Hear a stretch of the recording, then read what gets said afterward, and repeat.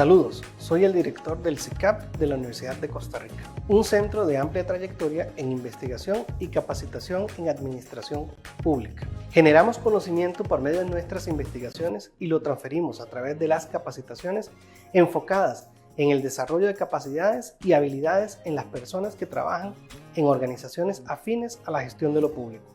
Contamos con un amplio catálogo de capacitaciones, con cursos cortos y procesos de aprendizajes en temas especializados, todos enfocados al desarrollo de competencias con un equipo docente de amplia experiencia y alta calidad en la formación del talento humano.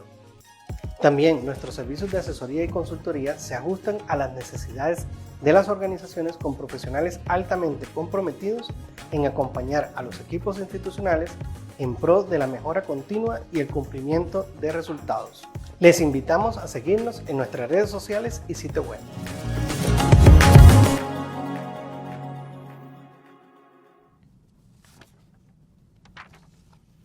Muy buenas tardes, muchas gracias a las personas que nos acompañan en la transmisión por redes sociales y plataformas digitales.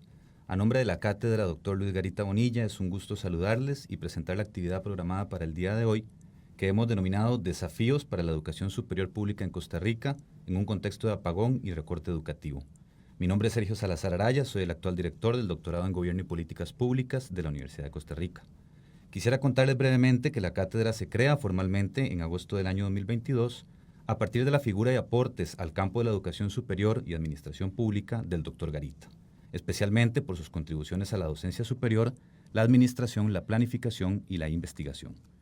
Está conformada por la comunidad de administración pública de la Universidad de Costa Rica y su objetivo principal consiste en generar diálogo e intercambio de ideas a partir de actividades académicas que se dediquen a reflexionar sobre la administración pública, especialmente en torno a las diversas problemáticas relacionadas con la gestión de lo público y en conjunto con otras unidades académicas y de investigación. Asimismo, uno de sus objetivos específicos y en el que se enmarca la actividad de hoy es incidir en la discusión crítica y reflexiva de la universidad pública y de la educación superior de calidad, como responsabilidad pública para la generación de valor para la sociedad costarricense. Orientados por este objetivo y frente al complejo contexto que marca la actual coyuntura en el país, caracterizada por una política de recorte de la educación y por afectaciones derivadas del apagón educativo que experimentamos actualmente, así como por la específica situación derivada de la fallida negociación del FES en el marco de la Comisión de Enlace y su paso a la Asamblea Legislativa, consideramos prioritario, si no urgente, conversar sobre estos temas.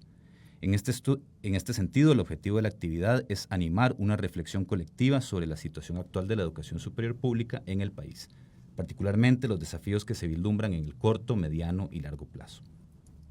Es un gusto presentarles a las personas que nos acompañan en el conversatorio de hoy: Máster Jimena Alvarenga Fournier, docente e investigadora de la Universidad de Costa Rica y asesora académica de la Vicerrectoría de Docencia de esa institución.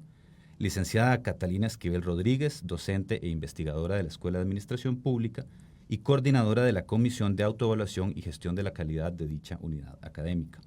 Y Máster Fernando Rodríguez Garro, académico de la Universidad Nacional y coordinador del Observatorio Económico y Social de la Escuela de Economía de la UNA. De esta forma damos inicio a la actividad, vamos a pasar a la proyección de un video y después continuamos con el conversatorio.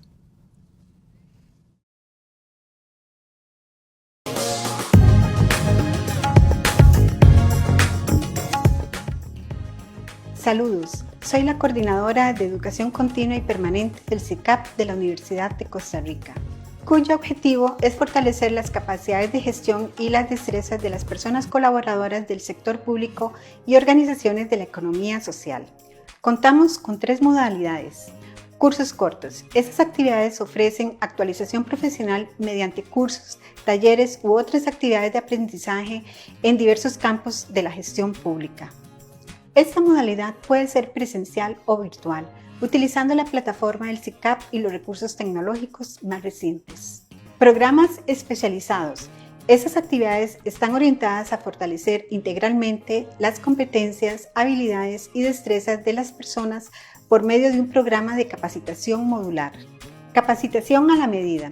Estas actividades están diseñadas e impartidas para el cumplimiento de los requerimientos específicos de la organización solicitante, que propone fortalecer las competencias laborales de sus personas colaboradoras. Estas modalidades se presentan al público mediante una malla curricular elaborada por personas profesionales expertas que pretenden promover un óptimo desempeño en la ejecución de funciones técnicas y gerenciales. Nuestra área ofrece diversidad de capacitaciones en las categorías de aduanas y comercio exterior, legislación en administración pública, auditoría y gestión de la calidad, adquisición de bienes y servicios, habilidades blandas, gestión de presupuestos y finanzas, gestión de programas y proyectos, entre otros. Para el SICAP será un gusto recibirles.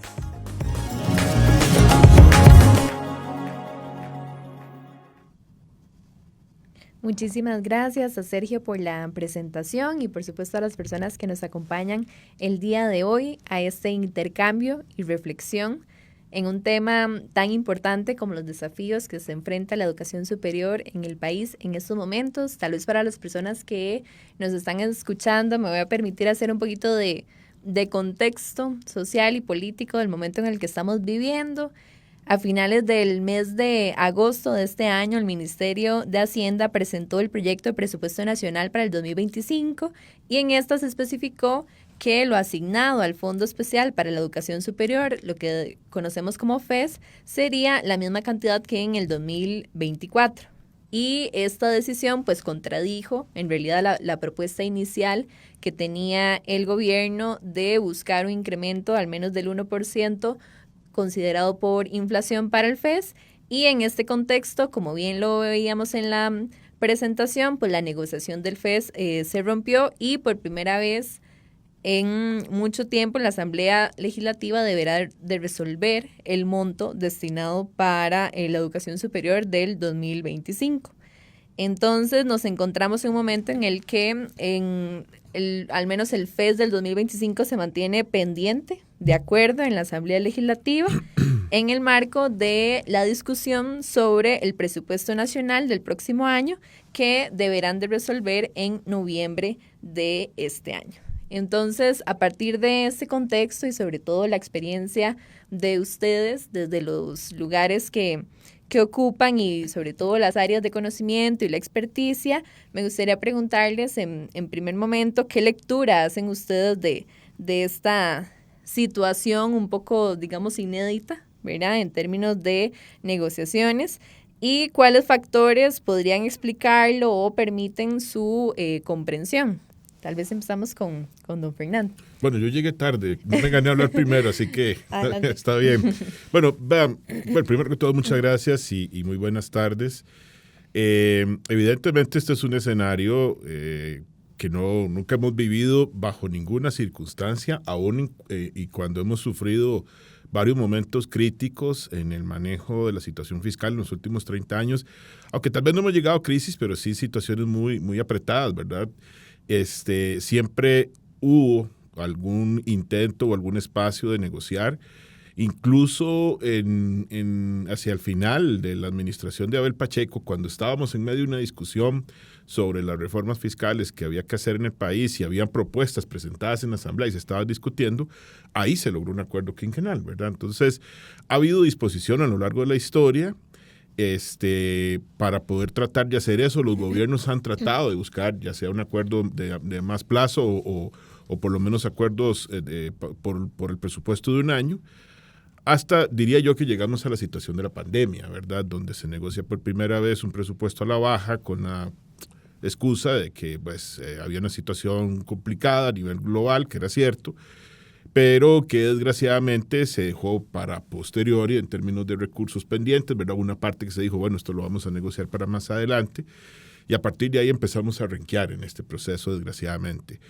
Llegamos a este gobierno donde, aprovechándose de las herramientas legales que se habían aprobado, hay una disposición mucho más fuerte a apretar en materia de gasto, ¿verdad? O sea, a contener, a reducir incluso. Y en ese escenario volvemos a un discurso que fue muy propio de los 80s y los 90s, donde se decía, bueno, uno de los grandes disparadores del gasto era el financiamiento de la educación superior, etcétera. Y incluso no se tiene la consideración del presupuesto de educación en general, ¿verdad? Eso también entra de ese proceso de ajuste, de recorte. y ahí queda inmerso esta negociación, ¿verdad? Estas negociaciones, porque en realidad esta de este año que no concluyó, no ha sido la única que ha sido, digamos, problemática o difícil en ese contexto, pero aquí pues hubo un planteamiento de, bueno, o toman lo que les estoy dando o van a tener que ir a ver dónde se negocia, y abre una puerta a una situación que nunca se ha aprobado, para la cual yo he insistido muchas veces que la Constitución no establece un procedimiento, ni las leyes han creado un procedimiento. Hubo un intento el año pasado de la diputada Luz María Alpizar de establecer un mecanismo vía reglamento de la Asamblea Legislativa que ni tan siquiera llegó a discutirse. Y entonces, desgraciadamente, estamos en esta discusión, metidos viendo cómo resolver esa negociación que quedó pendiente, en medio del trámite de la aprobación del presupuesto de la República para el año entrante, donde ya en todo caso, independientemente de lo que pase, el daño está hecho.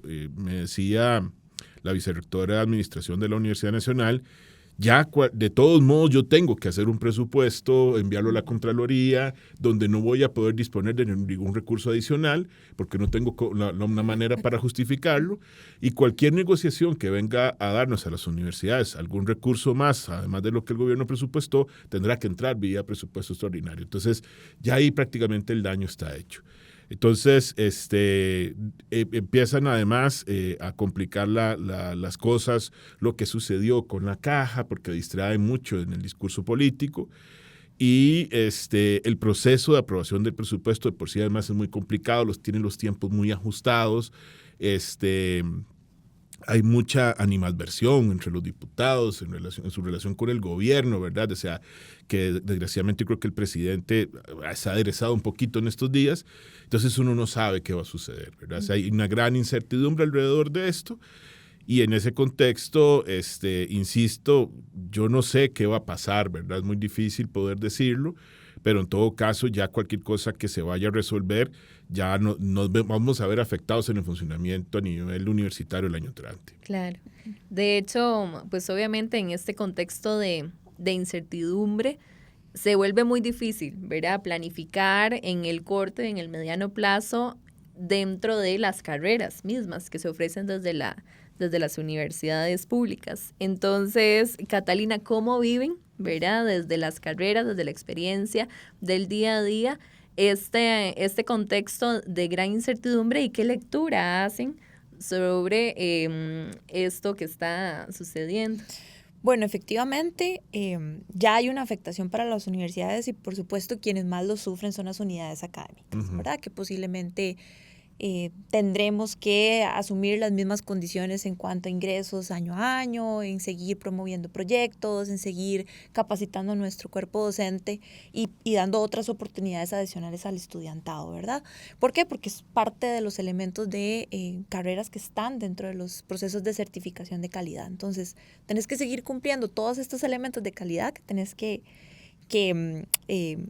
añadir a tu gestión normal, más todos estos elementos que vienen a limitar los recursos de las unidades académicas. Claramente es un escenario bastante complejo, nunca visto en la historia de nuestro país, y donde también desgraciadamente se pone muy entre duda y cuestiona el valor de la educación superior en Costa Rica, o de la educación en general, que ha sido un baluarte de nuestro país, ¿verdad? Donde entonces se cuestiona la misma calidad de qué es lo que estamos generando a nivel de las universidades, sin mirar realmente cuál es el impacto, ¿verdad? Sin que nos midan solo desde el gasto, pero cuál es el impacto que la universidad tiene hacia la sociedad y los mismos estudiantes y docentes que estamos dentro de este sistema. Además de estos discursos de austeridad, ¿verdad?, que ustedes están mencionando, en varias ocasiones el gobierno ha insistido que cualquier dinero extra, comillas, ¿verdad?, que se le brinde a las universidades públicas va en detrimento del financiamiento hacia otras instituciones públicas y sobre todo también hacia otros sectores de la educación, ¿verdad?, educación primaria y secundaria. Y eso en términos generales se ha vuelto como parte de ese gran imaginario de que para financiar, digamos, un sector de la sociedad tenemos que desfinanciar otro, ¿verdad? Entonces, ¿cómo evalúan ustedes estas afirmaciones y cuáles podrían ser en términos generales las implicaciones de estos discursos, de esta visión que se tiene para que se comparte, digamos, en la generalidad? Bueno, yo creo que es una contradicción falseada, digamos, creada bajo un argumento que inclusive los hechos demuestran que no sucedió, porque para que eso pasara nos tenían que haber aumentado y haber reducido el presupuesto de los otros niveles en el presupuesto del MEP. Pero resulta que las universidades se vinieron sin aumento en el presupuesto y el resto de los niveles sufrió una reducción. Entonces, en realidad, en la generalidad de la asignación del gasto hay una reducción. O sea, no existe ese antagonismo, ¿verdad? De, bueno, son ustedes o los otros. Lo otro es que no reconoce esto, que además la realidad, por ejemplo, a nivel de unidades académicas, es que estamos empezando a sentir en el quehacer diario cómo los problemas que se venían arrastrando desde la pandemia se reflejan, por ejemplo, en el desempeño de los estudiantes. Les voy a poner un ejemplo. En la carrera de Economía en la Universidad Nacional, se admitían alrededor de 150 estudiantes. En los primeros cursos, pues se quedaba más o menos un grupo de unos 120 y ese era el grupo que seguía en el proceso de carrera de ahí en adelante. Bueno, resulta que ahora están pasando 70, 80 estudiantes. ¿Por qué? Porque cuando llegan a recibir los primeros cursos de matemática, la matemática básica a nivel de universidad y la matemática aplicada para economía, ahí el nivel de conocimiento que traen de los colegios no les da para poder continuar. O sea, fracasan en el curso y eso está empezando a crear un problema porque, bueno, los siguientes cursos ya no tienen el mismo nivel de matriculación, pero además está quedando un grupo de gente pegada en el primer nivel. Entonces, las universidades no estamos en capacidad de resolver eso porque no es un problema que creamos y entonces de resolverlo ya a nivel de carrera es muy complicado, pero estamos sufriendo esas consecuencias. Entonces, lo ideal sería que pudiésemos financiar apropiadamente la educación primaria y la secundaria y después a financiar apropiadamente la educación superior. No existe necesidad de esa contradicción. Más que el presupuesto a nivel de educación se ha venido cayendo en relación con el PIB, ¿verdad? Lo que era una obligación, para no decir una promesa, de llevar el presupuesto al 8% del PIB, no la hemos venido incumpliendo sin ninguna consecuencia desde hace ya 4 años, porque no empezó desgraciadamente en esta administración. Entonces, creo que ese es un argumento que en realidad no corresponde con la realidad de lo que estamos viviendo, pero además no estaba pasando antes. Entonces, si no estaba pasando antes y más bien ahora estamos, se supone, en un punto de más holgura en materia fiscal porque estamos viendo las consecuencias positivas de la reforma que se hizo en el 2018 porque tenemos un escenario más restrictivo. O sea, no tiene sentido. No, y en eso es importante señalar que este antagonismo que señalan ustedes claramente es el reflejo de una reducción en la inversión social, ¿verdad? Y eso va a limitar el desarrollo del país, va a limitar la posibilidad de que personas tengan acceso a la educación, a tener un mejoramiento en su calidad de vida o el acceso a otras oportunidades, ¿verdad? A nivel de desarrollo. Entonces, al ser una situación que se viene dando la disminución desde 2017, ¿verdad? Porque ya lo mencionábamos, no es una situación que se da ahorita en este contexto, claramente muestra una línea clara donde la consigna acá es reducir la inversión social. Y claramente nos deja maniatados con situaciones como cómo logramos el progreso de estos estudiantes que vienen con falencias desde la educación secundaria, cómo logramos dar otras oportunidades cuando no tenemos ciertos recursos para poder apoyar la docencia o apoyar otros elementos que le permitan a ese estudiante acceder a otras oportunidades fuera, digamos, del contexto propio de la UCR. Entonces, claramente es un escenario que pone en aprietos, ¿verdad? Y que desde ya tenemos que ir pensando cómo vamos a solucionar, porque como lo mencionaba don Fernando, pues el daño ya está hecho. Entonces, sí es un escenario bastante complejo. Y va a exacerbar las diferencias en cuanto a la distribución del ingreso, porque, digamos, la educación superior es un mecanismo de movilidad social muy fuerte. Ha servido, digamos, para poder crear una clase media que en algún momento se había consolidado bastante en el país, que ahora está muy golpeada, ¿verdad? y que va a sufrir porque precisamente para poder convertirse nuevamente en un mecanismo de ascenso, ahora los estudiantes no solo van a tener, digamos, los problemas propios que las restricciones presupuestarias crean a nivel de las universidades, sino que además no vienen bien preparados y eso les va a generar ¿cómo se llama? Una diferencia en su capacidad para poder enfrentar el reto que significa estudiar en una universidad, ¿verdad? Porque hay que garantizarle también al país que estamos formando profesionales en niveles adecuados. Entonces, como se decía ahorita, pues eso va a significar problemas para poder llegar y decirle al sector productivo más adelante, mire, aquí está el grupo de profesionales que ustedes quieren tener, porque esta gente además no necesariamente va a ir al sistema de educación superior privado a formarse, porque no tienen los recursos, ni creo que el sistema tenga la capacidad para poder absorberlos a todos, ni dar todas las carreras en los niveles y necesidad que se tienen. Entonces es inevitable que esto vaya a tener consecuencias. Lo que pasa es que no las vamos a ver ni el mes que viene, ni el año que viene. O sea, van a pasar dentro de 5, 10 y 15 años. Y en este contexto, digamos, a diferencia de años anteriores, de un poco más de holgura fiscal o económica, si se puede decir así, ¿cómo podemos entender o cómo podemos hacer una lectura de estos indicios, digamos, de recortes presupuestarios que son sumamente claros? ¿Y qué factores podríamos identificar que pueden explicar de alguna manera estas políticas de recortes? Yo creo que vamos a ver, como les decía, desgraciadamente esto no pasó ni el año pasado ni el año antepasado, ¿verdad? O sea, la pandemia hace un quiebre y a partir de ahí los recursos que se habían asignado en educación dejan de crecer y empiezan inclusive a disminuir en términos del PIB, pero hay una situación interesante. No sé si fue no me acuerdo en este momento si fue en el 2021 o en el 2020, creo que fue en el 2021. El presupuesto en general de educación se reduce en cuanto a la cantidad de colones asignados. No solo la proporción que eso significa a la producción, sino la cantidad de presupuesto que esto se estaba otorgando. Es la primera vez que sucedía eso en muchísimo tiempo, ¿verdad? Porque siempre se daba más y aunque en términos del PIB no se creciera más rápidamente, el presupuesto de educación siempre crecía. O sea, ahí hay un primer quiebre.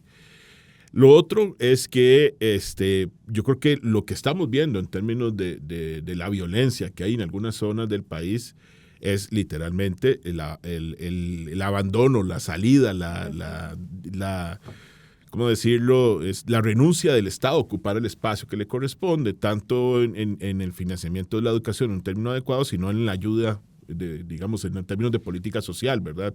Cómo garantizar que esa gente que vive en lugares complicados va a poder tener el espacio para llegar al sistema educativo sin tener que preocuparse si en su casa hay comida o no hay comida, ¿verdad? Entonces, como esos espacios no existen, digamos, espacios vacíos no existen, finalmente los está ocupando alguien más y eso nos está complicando el escenario para poder continuar, ¿verdad? En términos de país, no solo a nivel de educación. Pero, por supuesto, le complica a la educación y al estudiante, la persona que llega a estos niveles, formarse porque, insisto, o sea, muchos tienen una mala formación de la escuela y el colegio que se vio truncada por la pandemia, sino que además muchos enfrentan problemas sociales en los lugares donde viven, porque literalmente algunos han tenido que enfrentar, digamos, ver en primera, como testigos y en primera línea, digamos, situaciones complicadas como hasta tiroteos. Y qué capacidad va a tener una persona, estudiante, de enfrentar sus retos a nivel de universidad si viene arrastrando todos esos problemas desde atrás.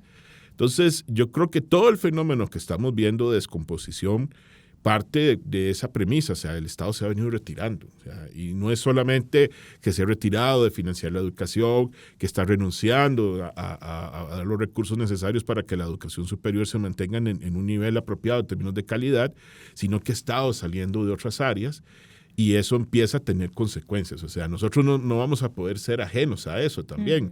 Pero nos va a complicar el escenario el hecho de que tengamos que enfrentar esos problemas con menos recursos. Hay un elemento importante acá también para recalcar y que es una situación que hemos visto, por ejemplo, en nuestra unidad académica, es la afectación económica en la población estudiantil.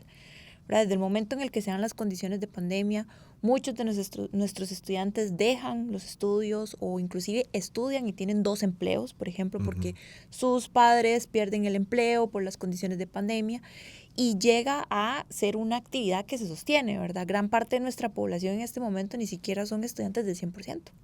Son estudiantes que trabajan y estudian, ¿verdad? Entonces también tienen una dinámica económica que se ha venido deteriorando, que evidentemente limita las posibilidades de permanecer dentro del sistema de educación superior y terminarla en tiempo.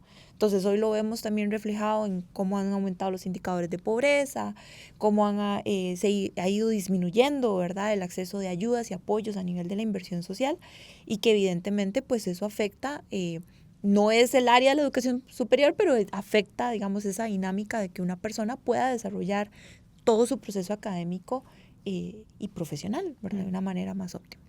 Y al mismo tiempo que se restringen, digamos, tal vez esas oportunidades a las personas estudiantes, por el otro lado se le exigen un montón de cosas a las universidades públicas.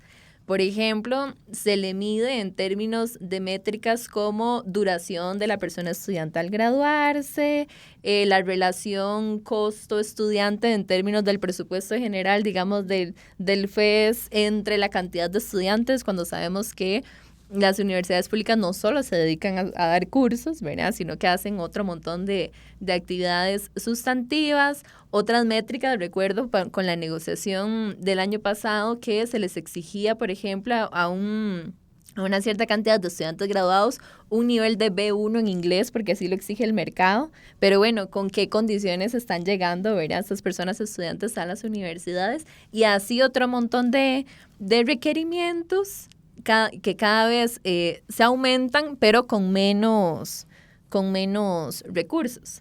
Y a propósito de esto, otro gran, digamos, discurso que se comparte por algunas personas tomadoras de decisión es todos estos cuestionamientos hacia la eficiencia, la eficacia del gasto, en términos generales que hacen las universidades, argumentando que se podrían obtener mejores resultados con menores recursos. Eso es hasta físicamente imposible. O sea, yo creo que nos han vendido un cuento que es muy fácil de vender, ¿verdad? Porque suena muy bien, ¿verdad? Decir, bueno, ¿por qué no hacemos más con menos plata? Y claro, al ponérselo a la gente en términos digamos, de la global del Estado, ¿por qué no hacemos más con menos impuestos? Y entonces usted me quita a mí un poquito de la carga que estoy aportando, ¿verdad? Suena muy atractivo, ¿verdad? Pero eso... Esos eficiencias se pueden lograr a veces con algunos ajustes, pero el argumento es falso en general. Digamos, yo no puedo hacer siempre más con menos. O sea, imagínese que estuviera haciendo una comida y entonces decido echarle menos harina o algún huevo menos al pastel y espero que me salga un pastel más grande con eso. Eso es falso, ¿verdad? Yo creo que hay que hablarle a la gente con esa claridad y decirle, mire, eso no puede suceder, ¿verdad? O sea, inclusive en una empresa, una persona que tiene un negocio sabe que su negocio tiene que recibir inversión para poder crecer y por eso muchas veces hay que estarle inyectando recursos. Ahí yo creo que nosotros universidades no hemos sido eficientes en atender ese discurso, ¿verdad? No lo hemos atajado, digamos, apropiadamente, porque este discurso no apareció ayer. Este discurso tiene varios años de andar dando vueltas y nosotros no hemos logrado, digamos, neutralizarlo en el sentido de decir, mire, esto es falso por estas razones y hablarle a la gente de una manera que se pueda comunicar el mensaje de una manera apropiada. Lo otro es que, desgraciadamente, hemos dejado que los espacios de comunicación a nivel social se vayan llenando con todos estos argumentos basura, porque las universidades básicamente asoman la cabeza a nivel de la sociedad en general, y términos comunicativos, cuando empieza la discusión de su presupuesto. Y se vuelven a esconder. Yo he puesto el ejemplo del oso que hiberna, pero al revés, ¿verdad? Nosotros pasamos hibernando de septiembre a junio, ¿verdad? Ya en junio las universidades se despiertan y dicen, pucha, viene la negociación del FES, tengo que empezar a decirle a la sociedad todo lo que hago. Y entonces paso junio, julio y agosto diciendo eso, ya cuando vuelvo a negociar me voy a hibernar otra vez y me meto cada uno en su campus y ahí nos quedamos. Esto no es funcional en ningún sentido, porque los que andan atacando, digamos, el financiamiento de las universidades están desde el 1 de enero hasta el 31 de diciembre haciendo este trabajo. Hay que decirlo así. Entonces, creo que a nosotros nos hace falta, digamos, poder transmitir mejor qué hacemos, por qué lo que hacemos es importante. Vean un argumento que andaba dando vueltas hace unos años, que por qué las universidades gastaban 3/4 partes de su presupuesto en salarios. Bueno, resulta que haciendo una comparación rápida con lo que sucedía con otras universidades en el mundo, no andábamos muy alejados. Y en algunas universidades, porque como son negocios, en realidad muchas de estas, por ejemplo, en Estados Unidos son empresas privadas, no eran propietarios de los espacios donde trabajaban, sino que los arrendaban por una razón financiera. Y entonces sí, tenían un porcentaje salarial a veces un poquito menor, pero porque tenían otros gastos que nosotros no tenemos metidos. Pero en general la proporción era similar. No salimos a decirlo, nunca nos defendimos de eso. Nunca dijimos, un momento, o sea, esto es una actividad intensiva en trabajo. ¿En el trabajo de quién? En el trabajo de las y los académicos que hacen docencia, que hacen investigación, que hacen extensión, que producen en otros casos otro tipo de actividades. Y por eso es que pagamos 3/4 partes de nuestros gastos en salarios. Es que no se puede hacer de otra manera, ¿verdad? Porque yo no le voy a dar a la gente clases de economía con una pizarra electrónica y me voy a poner a llevarlos de paseo por todo el país. No tiene sentido. O sea, en algunas carreras, inclusive, básicamente el proceso de formación es muy magistral de la forma que se da. Pero nunca nos defendimos de eso, nunca lo explicamos, nunca dijimos por qué en algunos casos los salarios habían crecido más de la cuenta, que no era el caso de todos los que estamos trabajando en la universidad. No lo hemos dicho. Entonces, hemos ido dejando que nos ganen ese terreno, digamos, de la opinión pública a nivel general. Y hoy, donde hay más polarización, seguimos perdiendo ese espacio, que nosotros tenemos que ir a ganárnoslo o lo vamos a terminar perdiendo de manera definitiva. Aquí hay un elemento importante, y inclusive en algún momento lo conversaba con algunos compañeros, es la universidad tiene toda esa información. Creo que a lo interno de la universidad tenemos muy clara cuál es el papel que tiene la universidad a nivel de investigación, de acción social. Inclusive las mismas comunidades reconocen como esa presencia importante, esencial de la universidad para ciertos temas, pero nos ha faltado como un poquito esa malicia, ¿verdad? Para llegar y comunicarle a la gente todo eso que nosotros ya sabemos y que lo tenemos muy interiorizado. Y que de alguna manera también demuestran no solo la eficacia y la eficiencia, sino la efectividad de estos procesos. ¿Cuánto representa, por ejemplo, que invirtamos tanto dinero en un estudiante? Bueno, eso representa a largo plazo en tantos beneficios para la sociedad, tantos beneficios para un núcleo familiar X, ¿verdad? Que de manera también pueda demostrarse que la administración pública no es mala, porque estamos también en un contexto donde está la administración pública sumamente cuestionada. Y nos toca, y ahorita nos toca en un tema de educación pública, ¿verdad? Como diciendo, todo lo público siempre va a ser malo, ¿no? O sea, tiene un aporte importante a la sociedad que hemos ido perdiendo a nivel de información y que al final de cuentas esa información termina siendo transparencia y rendición de cuentas, claramente de lo que venimos haciendo. Entonces, no puede ser un tema que solo nos atañe en medio de las negociaciones y que después nos olvidamos. O sea, desde el día 1 del año, la universidad debería estar demostrando en sus datos qué estamos haciendo, cómo estamos alcanzando estos objetivos, porque al final de cuentas es la forma de mostrarle a la sociedad que efectivamente sí trabaja bien la administración pública, sí trabaja bien la universidad pública, que tiene un impacto enorme, que los que hemos sido hijos de la universidad pública o que hemos trabajado en estos espacios sabemos el valor que tiene. Sí, inclusive cuando uno habla con entidades públicas en otros niveles, a mí me ha tocado hacerlo por temas de trabajo con gobiernos locales, es muy interesante porque le empiezan a decir, no, mire, es que yo estaba trabajando tal iniciativa con gente del tecnológico, estaba trabajando tal iniciativa con gente de la UNA, estaba trabajando tal proyecto con gente de la UCR. Qué bueno, yo no sabía.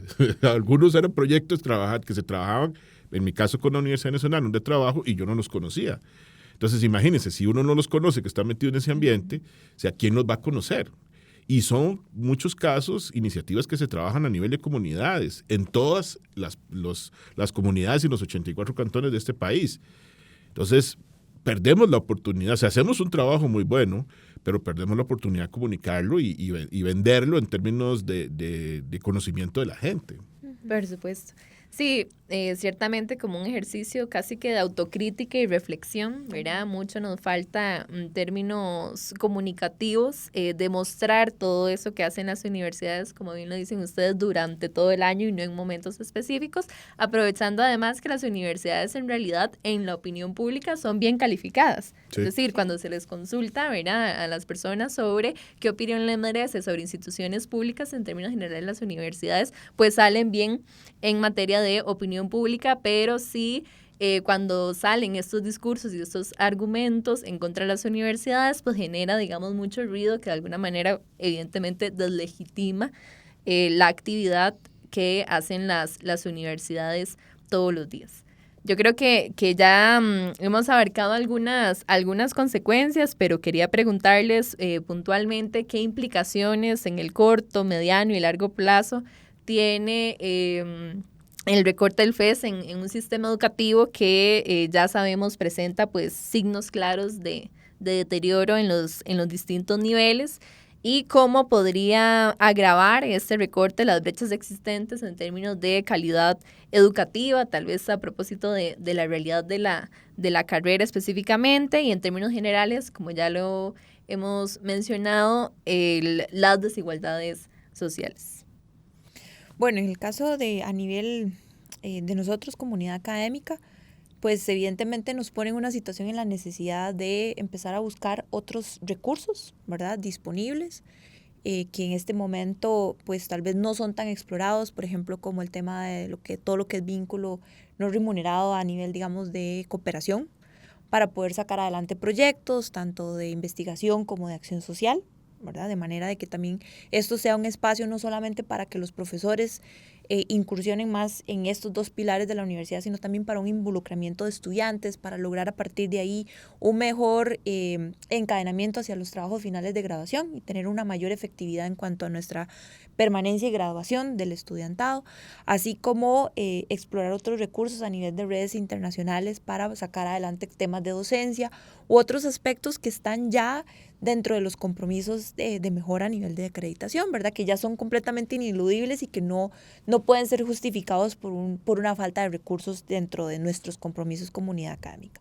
Entonces, eso nos tiene que llevar también a cerrar brechas importantes a nivel académico, de brechas de género, de desigualdad en cuanto al aprendizaje de aquellos estudiantes que vienen con falencias de centros de educación secundaria, por ejemplo, y de alguna manera pues buscar apoyos que nos permitan pues ir solventando estas necesidades y mejorando también nuestra propia gestión de la información, porque así como también nosotros deberíamos hablar un poco más de lo que está haciendo la universidad, también comunidades académicas, es una responsabilidad de seguir demostrando que nuestros procesos son de calidad, que estamos logrando en eficacia y eficiencia, pero sobre todo en efectividad con nuestro estudiantado, que al final es nuestra razón de ser. Sí, yo creo que, como les decía ahora, este tema de hacer más con menos, como les digo, o sea, de repente hay un espacio muy pequeño en el que puede haber alguna eficiencia, pero esto no se puede extender en el tiempo, son mentiras. O sea, yo pensando en la actividad, digamos, a nivel de formación, no podemos tener más estudiantes graduados con menos académicas trabajando ahí, con menos gente investigando, generando conocimiento, con menos recursos didácticos. O sea, eso es mentira. O sea, lo que va a salir es un estudiante peor formado. Y a veces parece mentira, pero cuesta que se entienda que nosotros no estamos formando gente para que vayan a trabajar a la luna. O sea, son profesionales que se van a ir a desempeñar en diferentes campos de la actividad económica de este país en el futuro. Y la capacidad de estos estudiantes, de estos y estos estudiantes, de enfrentar esos retos en materia laboral depende de la formación que le demos. Y si esa formación es buena, pues vamos a poder tener un buen nivel de calidad, una buena respuesta ante la demanda del mercado laboral cuando esto lo amerite, y el país va a poder mostrar una cara diferente ante el mundo. Si no lo tenemos, que sucede, por ejemplo, con el conocimiento de inglés. O sea, uno agarra a los estudiantes y les dice, bueno, mire, ahora resulta que nos están pidiendo a todos que una parte del material que se está utilizando en clase está en idioma inglés y ustedes van a tener que leerlo. Bueno, y si no lo entienden, si no tienen la formación suficiente y uno les pide que lean, yo no puedo estar preguntándole uno por uno, mire, ¿cómo está su nivel de inglés? ¿Entendió lo que le pusimos de lectura? Y pues vendrá el proceso de evaluación. Pero entonces, si no traen buenas capacidades en el aula universitaria, es muy difícil, digamos, compensar esos problemas, y lo que vamos a tener es gente que va a salir formada con falencias o que no va a lograr culminar su proceso, y todo eso va a repercutir, insisto, en algún momento en el tiempo. Mucha gente que no va a lograr formarse, que va a tener brechas en cuanto a su ingreso, porque desgraciadamente la realidad en la actualidad es esa. O sea, la gente que no logra tener un nivel de formación técnica y superior tiene una menor posibilidad de tener acceso a un salario mejor en el futuro, va a estar condenada, inclusive en algunos casos, a digamos, un nivel económico menor, y cuidado, y si no, inclusive, aún así a trabajar y mantenerse en condiciones de pobreza, ¿verdad? Porque a veces creemos que solo la gente que está desempleada, que gente que pasa por ese estado, lo cual no es cierto, o sea, mucha gente trabaja y aún así es pobre, y la única manera que se resuelva eso es dándole la capacidad que puedan tener acceso a un trabajo mejor. Hace unos años en la universidad nos pusimos a revisar, bueno, cuál era la radiografía de la gente que estaba buscando trabajos, o sea, quiénes son los desempleados. El 80% de las personas desempleadas estaban buscando un trabajo no calificado. Es gente que no había terminado la secundaria y en algunos casos inclusive no habían logrado terminar la primaria. Entonces, con las dificultades que hay en el futuro para pensar en que existan trabajos no calificados, ¿cómo hacemos para poder darle una opción a esa gente si no le ha dado la capacidad de formarse? Y ahí es donde entramos nosotros, ¿verdad? O sea, permitiéndole a esa gente pues, adquirir los conocimientos para tener otros trabajos. En una economía que además se está volviendo muy tecnificada, automatizada, que se basa en el conocimiento, que tiene el reto de poder incorporar de manera apropiada la inteligencia artificial, etcétera, que tiene un montón de retos por delante, niveles, digamos, inadecuados de formación y una formación de educación superior de baja calidad no nos va a permitir tener una inserción adecuada. Y eso lo que va a hacer es garantizarle a la gente problemas para conseguir trabajo, bajos salarios, inclusive problemas para insertarse en el mercado de trabajo de una manera apropiada. E inclusive problemas económicos para el país, ¿verdad? Claro. Donde no va a tener la gente con la capacidad de poder asumir ciertos servicios, ciertos procesos, la producción, ¿verdad? O sea, tiene impactos importantes a nivel de la economía del país. Eso que decís es muy importante, porque inclusive hay empresas transnacionales que han llegado aquí y han dicho, miren, no encuentro a la cantidad de gente que necesito para el trabajo que quiero desempeñar. O sea, no están ahí. Y entonces vuelven a ver las universidades y bueno, sí, está bien, o sea, pero ¿dónde están los recursos para poder formar a esa gente? ¿Dónde están las capacidades desde la secundaria para que la gente pueda tener un paso por la universidad exitoso? No están, en este momento no están. Empezando por eso, ¿verdad? Porque tener el bachillerato, pues es el requisito obvio y obligatorio para entrar a la universidad. Entonces, si tenemos deficiencias desde la secundaria, bueno, poco vamos a poder ofrecer como país un perfil cualificado para que ingrese, no digamos a empresas, sino a un nivel de educación superior para que después se desempeñe en el mercado en términos generales. A propósito también de industrias, ¿verdad? Que mucho se ha promovido desde COMEX y demás en términos de microprocesadores, industria médica y todo este montón de clústeres que están surgiendo en diferentes zonas del país que exigen un grupo de graduados, que no es poco, sino que son bastante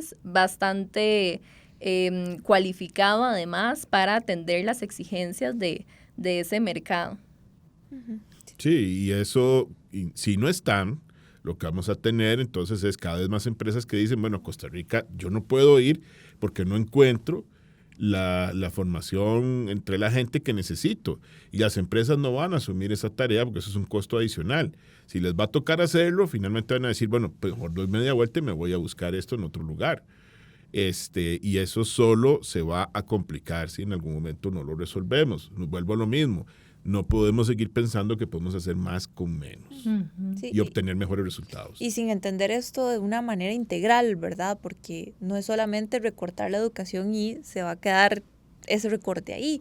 Estamos afectando otro montón de áreas a nivel social, a nivel económico, que van a poner en una situación crítica en unos años al país, ¿verdad? Con condiciones de vulnerabilidad más altas de las que tenemos hoy en la población, ¿verdad? Y además difícilmente, ¿verdad?, vamos a poder tener esa capacidad de aumentar, por ejemplo, cupos de admisión en un contexto de recortes presupuestarios y en un contexto además de deficiencias en habilidades básicas que se adquieren desde la secundaria y la primaria y tal, para atender la exigencia de los cursos sin perder esa calidad que ustedes han venido mencionando. Finalmente, además del tema de comunicación y esa reflexión bastante autocrítica de que mucho nos falta en términos de promocionar más lo que hacemos desde las universidades, ¿qué otras medidas o acciones a propósito de esta cátedra y el objetivo, ¿verdad?, de intercambio de ideas podrían generarse desde las universidades públicas, desde la sociedad y desde el gobierno en términos generales para enfrentar estos desafíos? Bueno, vamos a ver, yo creo que tenemos que entender que estamos en un contexto complicado y nos va a tocar pasar por ahí, ¿verdad? Siguiendo aquel famoso relato bíblico de las vacas gordas y las vacas flacas, de las universidades tuvimos un periodo de vacas gordas y no lo supimos administrar. Y ahora estamos en un periodo de vacas flacas. Y nos va a tocar, digamos, pasar por ese mar turbulento y buscar una manera de salir de eso sin naufragar, ¿verdad? O sea, lo cual, pues, es muy complicado, pero yo creo que es inevitable, digamos, viendo la perspectiva en materia de manejo fiscal que hay en esta administración. Yo creo que no va a haber un cambio en la negociación del próximo año, por ejemplo. Entonces, pues no solamente vamos a pasar por eso en el 2025, sino probablemente durante el 2026 también. Entonces, yo creo que hay que prepararse para ese escenario. O sea, no, ni negarlo, ni tratar de pensar que esa realidad no la vamos a enfrentar porque estamos ahí metidos, ¿verdad? ¿Cómo podemos hacer para poder trabajar en eso? Bueno, eso es parte del reto que tenemos que hacer. Lo otro es que, vamos a ver, en general para la educación, hemos llegado a un punto tan bajo en términos de financiamiento que cualquier movimiento que hagamos para devolvernos ya no va a ser tan fácil. Cuando la Asamblea Legislativa tomó la decisión de llevar el presupuesto de educación de un 6% del PIB a un 8%, ya el presupuesto de educación estaba poquito por encima del 6%. Entonces, ya digamos que habíamos empezado a caminar ese trayecto, pero además la deuda pública del país estaba por debajo del 30% del PIB, o sea, muy por debajo de eso. Resulta que ahora tenemos una deuda del gobierno central que está por encima del 60% del PIB. Entonces, para poder llevar más recursos a educación, ya no podemos hacerlo pensando en endeudarnos. Ya ese escenario creo que lo pasamos. Históricamente fue un momento en el tiempo que vivimos a principios de la década pasada. Necesitamos con urgencia resolver el problema en educación, pero como sociedad nos vamos a tener que sincerar y decirle a la gente, mire, aquí llegó la hora de pensar en las necesidades que tenemos como país a futuro y financiarlas de manera apropiada. Y nos va a tocar agarrarnos el bolsillo y poner los recursos para poder hacerlo a todos. Y eso es un ejercicio que también las universidades tenemos que empezar a hacer, porque yo siento, y lo digo desde adentro, lo digo tanto desde adentro de la universidad como en algún momento desde el Ministerio de Hacienda, que me tocó estar ahí, en el cual las universidades hemos rehuido, digamos, entrar en esa discusión. O sea, no nos hemos metido a ensuciarnos las manos y decirle a la gente y hablarle a la gente con toda la sinceridad del caso y decirle, bueno, todo lo que ustedes tienen en política pública requiere recursos. Y esa contradicción que históricamente vivimos, ¿verdad?, de que queríamos un Estado que hiciera más, pero siempre nos rehusamos a financiarlo de manera apropiada. Entonces, en el Ministerio de Hacienda siempre decían que es que queríamos vivir como en Francia, pero pagando impuestos como en Haití. Ya no puedes ir más. O sea, eso es imposible de sostener, porque aquí hay que financiar la educación en un nivel apropiado para que no tengamos esos problemas de futuro. Hay que permitirle a la gente pensar en una sociedad mejor, donde puedan estar mejor formados y tener mejores trabajos. Y mientras tanto, además, darle a la gente las condiciones necesarias para que puedan subsistir con una política social fuerte, con los recursos necesarios en materia de seguridad, de protección del ambiente, de todos los campos que haya que cubrir, porque si no es imposible salirnos de la trampa en la que caímos. O sea, es que me decía una vez un colega, pensando en otro tema, hay veces cuando los movimientos son muy bruscos que estás tan abajo que ya pensar en moverte hacia arriba va a costar un montón. Es como caer literalmente en un hueco, ¿verdad?, en un precipicio y pensar en subir todo eso, ¿verdad? No va a ser fácil. Entonces, en realidad ahí es donde nosotros tenemos como universidades que hacer el ejercicio con la sociedad y hablarle directamente y de frente. En ese proceso, además de comunicación que tenemos que mejorar, y decirles, bueno, tenemos que pensar cuál es la sociedad que queremos y dónde queremos estar, por ejemplo, dentro de 25 años.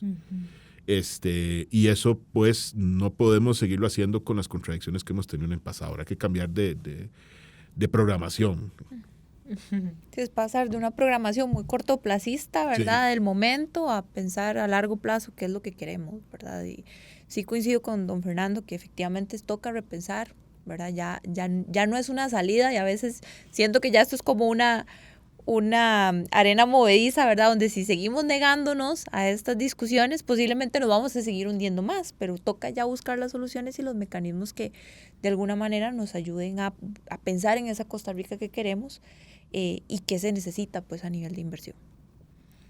Y por supuesto lograr eso con muchísimo diálogo, ¿verdad? Sí. Como Sí, ustedes fundamental. bien lo están señalando, muchísimo diálogo con la sociedad, conociendo pues obviamente la trascendencia que tienen las universidades públicas, y no solo la trascendencia, sino la responsabilidad social que tienen para el país en general. Yo quiero agregar algo. Nosotros tenemos una enorme ventaja como universitarios. No tenemos ningún interés más allá, digamos, del interés propio en términos de investigación. O sea, a nosotros no nos tienen que llegar a decir a alguien que nos financia, mire, es que yo necesito que usted investigue esto y obtenga este resultado. No. Entonces nosotros tenemos esa libertad para llegar y decirle a la gente, mire, si no arreglamos este problema va a explotar en unos años. Si no arreglamos, por ejemplo, el problema del manejo de residuos sólidos, el problema de residuos sólidos nos va a explotar en unos meses, no en unos años, en unos meses. Si no arreglamos el problema de la disponibilidad de agua potable, en unos años nos va a explotar. Y yo sé que hay muchos académicos y académicas que están trabajando en eso. ¿Por qué no lo decimos? Y le hablamos a la gente de frente. Nosotros no tenemos ningún compromiso con nadie. Ahí están las investigaciones que son objetivas y sus resultados. Tenemos que llegar y decirle a la gente, mire, si no arreglamos estos problemas como sociedad vamos a fallar. Y eso nosotros en las universidades tenemos la capacidad de hacerlo. Si lo comunicamos mejor, vamos a convertirnos en un actor, además, fundamental en ese proceso de construir una sociedad que se pueda mantener funcionando apropiadamente en los próximos 25 años y no terminar fallando como algunos estados donde inclusive el problema de la inseguridad se volvió inmanejable. Yo creo que nosotros tenemos que evitar llegar a esos niveles. Tenemos además las capacidades, ¿verdad? No solo, digamos, el talento humano para lograr esa responsabilidad y esa función que nos coloca sobre la mesa don Fernando, sino también el recurso material, infraestructura, centros de investigación. Estamos en realidad en casi todas las regiones, por no decir todas, ¿verdad? Todas las regiones del país. Es decir, hay presencia de las universidades públicas en todo Costa Rica, con 75 sedes regionales, y cada una en su sede pues genera este montón de iniciativas que evidentemente trascienden las paredes universitarias, porque siempre ha sido parte de su razón de ser de las universidades, ¿verdad? Tener ese impacto hacia afuera. Efectivamente, y que no es la realidad de otras universidades alrededor del mundo, ¿verdad? Esa presencia de la U pública, no solamente de la Universidad de Costa Rica, como lo menciona, sino esa presencia de la U pública es algo que muchos países ni siquiera tienen, ¿verdad? Y realmente es un impacto muy importante. Hay en muchas ocasiones que hemos llegado a trabajar con comunidades, bueno, si usted no hubiera llegado, yo, la universidad, ¿verdad? Posiblemente yo no hubiera tenido acceso a este tipo, digamos, de capacidades o recursos, etcétera. Entonces es un elemento a favor que nos debería llevar a ese ideal de esa Costa Rica que queremos alcanzar. Muchísimas gracias, don Fernando, doña Catalina, por sus intervenciones. Creo que, por supuesto, a las universidades públicas nos queda el reto enorme de generar estos pequeños impactos, ¿verdad? Para alguna manera movilizarse junto con la sociedad y no verse de manera desarticulada a ella, para seguir trabajando en legitimar su accionar, para seguir, como lo hemos mencionado, comunicando también lo que hace en términos generales las universidades para con la sociedad, y sobre todo tener una visión pues pues prospectiva de la realidad y saber que cualquier afectación presupuestaria que se realice hoy a las universidades públicas tiene implicaciones no solo para las universidades, sino para la sociedad en general. Gracias. Mucho gusto. Mucho gusto.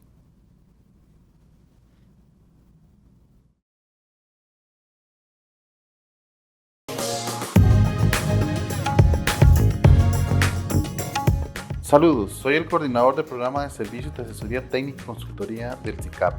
A partir del año 2008, debido al incremento de los requerimientos del sector público costarricense, se decide formalizar la creación de esta área de servicios, cuyo objetivo es acompañar a las instituciones del sector público y de la economía social en la definición y desarrollo de soluciones integrales por medio de metodologías participativas adaptadas a los requerimientos particulares, que permiten el fortalecimiento organizacional para el logro de los objetivos y con ello incrementar el valor público de las mismas. Los invito cordialmente a acercarse al CICAP para que conozcan sobre los servicios que brindamos en nuestra área que pretenden potenciar la gestión en cada institución pública. Los esperamos en esta que es su casa, la Universidad de Costa Rica.